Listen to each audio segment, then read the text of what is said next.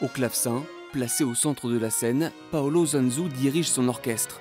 Il répète un morceau extrait du Concerto Grosso de Georg Friedrich Händel.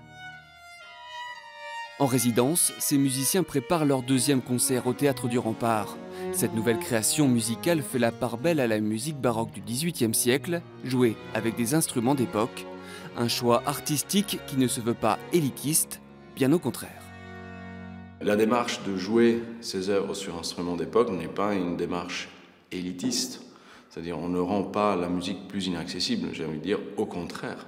En fait, en se rapprochant de sa vraie identité, on permet aussi au public de la goûter davantage. Fondé en 2017, cet ensemble musical composé de jeunes musiciens expérimentés a pour projet commun de dépoussiérer la musique baroque. Le chant est aussi à l'honneur avec pour invité le baryton basse Renato Dolcini. Selon lui, le baroque suscite de plus en plus l'intérêt du jeune public.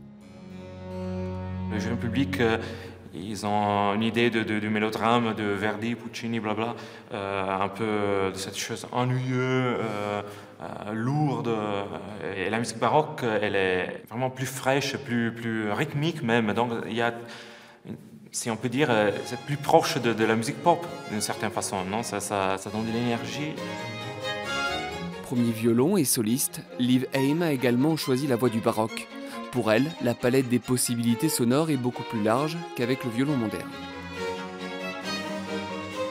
Il y a un côté où on a l'impression de redécouvrir la partition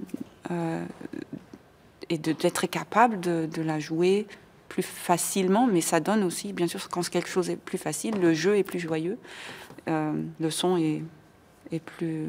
Enfin, on découvre d'autres possibilités de son. L'offrande musicale de Jean-Sébastien Bach et des airs d'opéra de Georg Friedrich Händel sont au programme de ce concert de printemps.